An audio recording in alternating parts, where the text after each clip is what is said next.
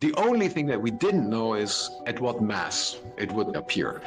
And therefore, well, our analysis was designed to actually cover every single different mass. We did a special analysis for every different mass point in the end, went through all of them, and then eventually, well, one of them actually said, oh, this seems to be true. So you were talking about kind of false alarms. Did you ever go through stretches where you were like, oh no, maybe we will never find anything? And how do you deal with that uncertainty? You just trust the process? Yeah, so this may be a good segue into kind of thinking about how did we start this Higgs search? What was the mindset of the people? Because, well, it's 10 years ago. I realized it's about pretty precisely 10 years ago. This July 4th was actually the anniversary. Beautiful event at CERN, actually. It was very nice. So, but go into the mindset of before the Higgs was discovered, right? The community was not, oh, the Higgs exists, we just have to find it. No. The community was not like this. There were many, many people that said, oh, I don't like the standard model Higgs, the minimal standard model Higgs, because there's different ways, even in the standard model, that you could have more complicated Higgs sector.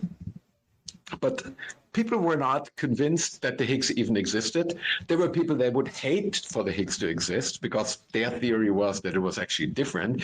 So the community was a little bit all over the place. Today, of course, everybody was on board. Well, not true. I have to say, I try to stay neutral. Sometimes I thought, well, the Higgs probably doesn't exist, and I was worried if we wouldn't find it, what kind of PR disaster it would be. But of course, not finding the Higgs would basically already invalidate the standard model. It would say, well, standard model is not true because, well, that's what the whole story of the standard model is. The Higgs would explain how the masses can be explained, and then you don't find it, then, well, his standard model is wrong. But of course, a PR disaster. I mean, how do you explain, oh, we made a discovery, we found nothing? It's not really the greatest thing to kind of come out with.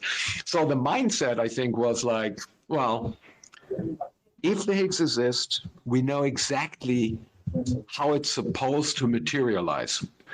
The only thing that we didn't know is at what mass, right, it would basically appear. And therefore, well, our analysis was designed to actually cover every single different mass. We did a special analysis for every different mass point in the end, went through all of them, and then eventually, well, one of them actually said, oh, it looks like that this seems to be true. And then eventually it said, yes, it's totally true, right? I think it's very rare and could easily be one of the main reasons you actually found something. The standardization of how the experiments are done, or not the experiments, but the analysis, is incredibly important. And, you know, something that like scientists should aspire to in general. And the more that can happen in fields, the better. I think the faster progress gets made. The question I had for you, which is like an orthogonal question, is so managing a big team of scientists, do you find that I have a little bit of experience. I'm at a startup now that I co-founded, and we have, you know, a smaller team, like 10 scientists. And I find that especially really good scientists, sometimes they love what they're doing and they just want to optimize that thing. And sometimes it begins to not even be that related to the overall goal of the project, but they love to see it improve. How do you deal with that, especially in an academic setting where people just want to go deeper into something they're working on versus maybe something that actually results in like the overall goal of the project? That's a great question. And the moment you mentioned that you have this person who wants to make things really much better, immediately a person came to mind. I know a whole bunch of those people. So I think our community, so high energy physics, it's a large community. I'm trying to not say the wrong number, but let's say 5,000 in Atlas, 5,000 in CMS, that's the majority of the high energy physics community. So it's like 10,000, maybe 20,000 people, or maybe 25,000, in that order, probably. So how do you make sure that you're going in the right direction, that you're not losing sight of what's important and where you can, of course, improve things, but it doesn't really matter at that point? That's kind of like what I understand your question to be. And so what we do is, of course, we have these kind of reviews. For us, these reviews are called, in the US, the reviews are called the SNOMAS process, where the community comes together. And this SNOMAS process is just finished, actually, for I think in the last 3 years. It's a 5-year review. So there's panels.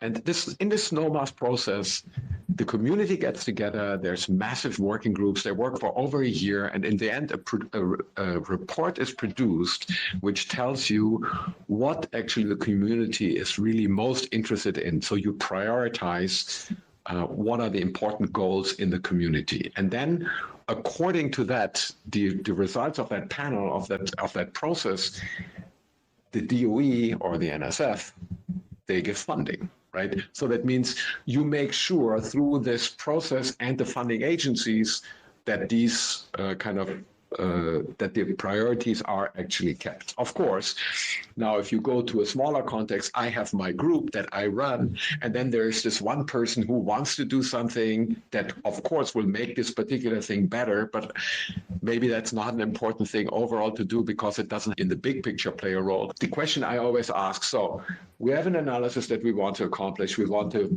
let's make it simply, we want to measure the W mass. It's one of the things I'm really excited about right now, I want to do.